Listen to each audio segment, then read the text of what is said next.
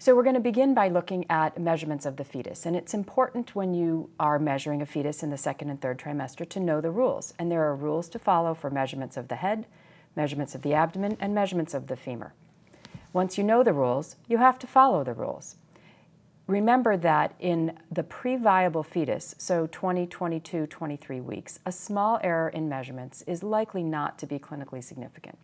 When we get to the fetuses who are at the extremes of measurements, those fetuses that measure less than the 10th percentile when we're concerned about IUGR, or fetuses that are over the 90th percentile and we're worried about macrosomy, that's where the errors are going to become more clinically important. Make sure, as always with ultrasound, that the image is optimized.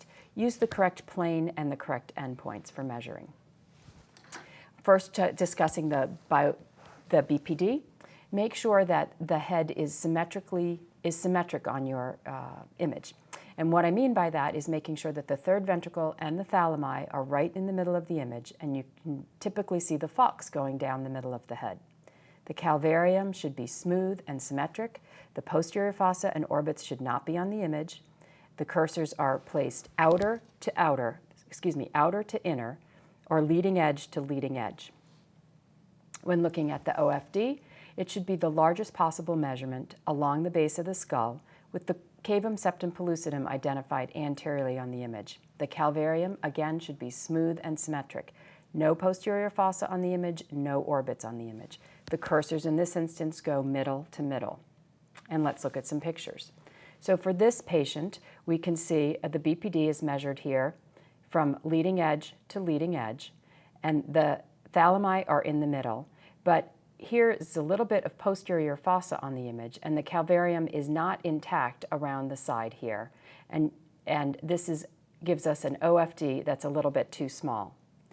When the the probe is angled just a little bit, we get a more oval appearance to the head, the thalami still in the middle, the falx right down the center, leading edge to leading edge, middle to middle, and the OFD has increased significantly.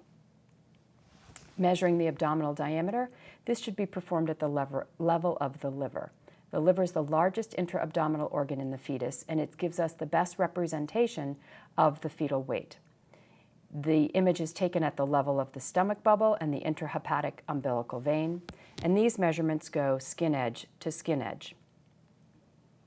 When errors get made with abdominal measurements, it's often because you can't see the skin edge. There's a placenta in the way, oligohydramnios is preventing you from seeing the true edge of the skin, or there are fetal parts, there's an elbow, there's a knee, something's in the way. Or sometimes what happens is because of compression from the ultrasound probe, the abdomen itself is compressed and it becomes too oblique.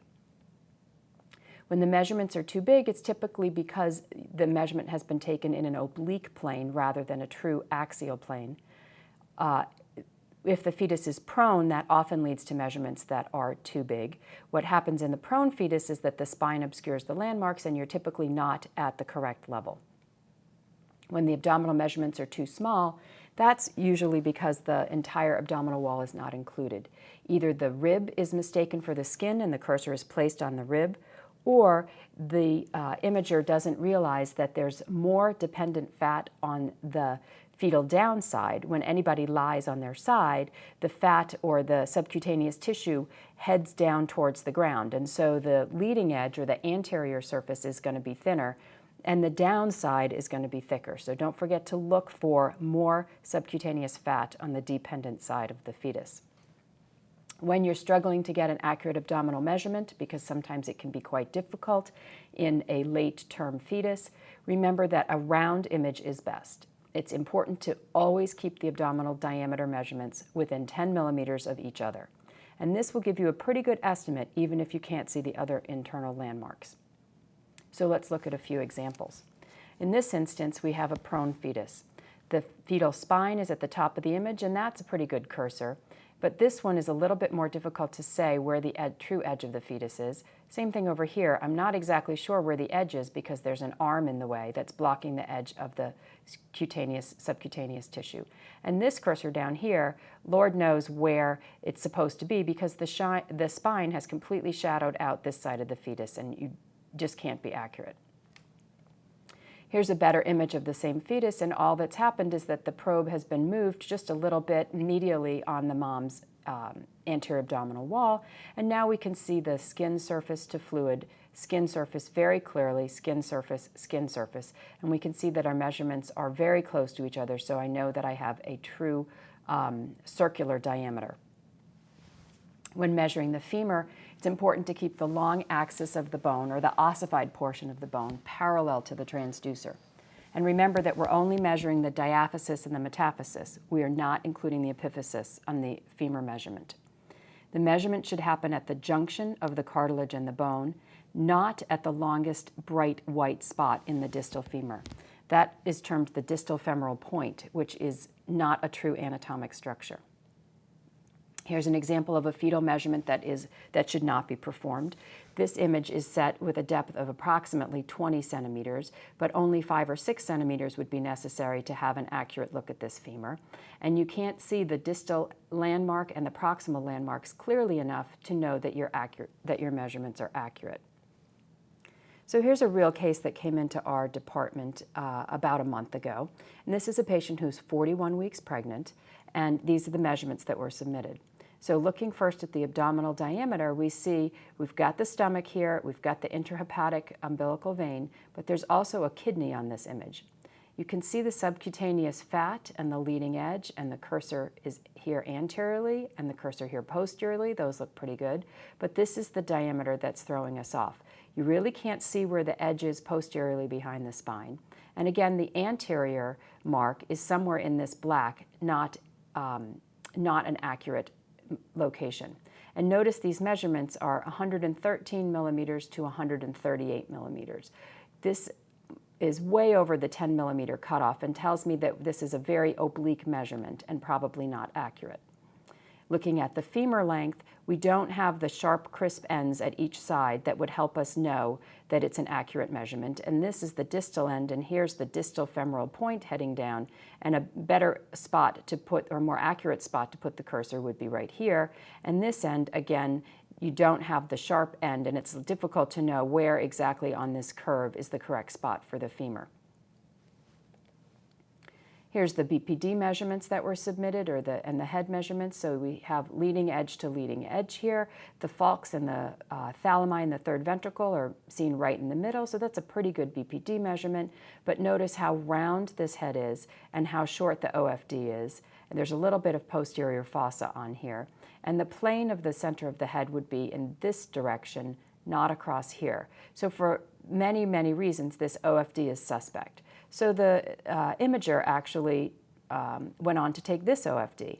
And this is a little bit better. We can see that it's along the plane of the falx. It's more elongated. We got the measurement up to 124.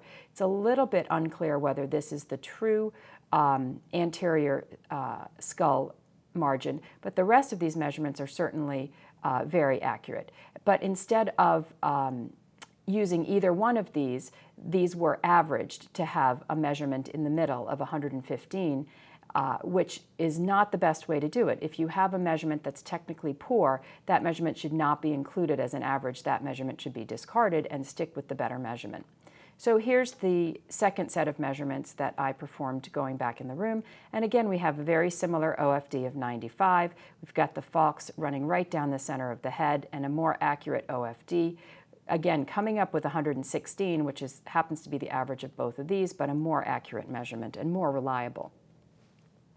Looking at the femur in this fetus, here's the proximal end of the femur, and you can see the end of the ossified portion of the bone, and here's the cartilaginous epiphysis and the ischium, and this is starting to look like a neonatal hip ultrasound. You can see the image that shows that this hip is normally located in the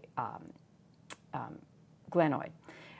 The measurement should be marked right at this end, and then at the far end of the femur, here's that distal femoral point and the epiphysis with a little bit of ossification in the center, and this is where the cursor belongs at this end of the femur. And this gives us a more accurate femur measurement when these landmarks are used of 74 millimeters.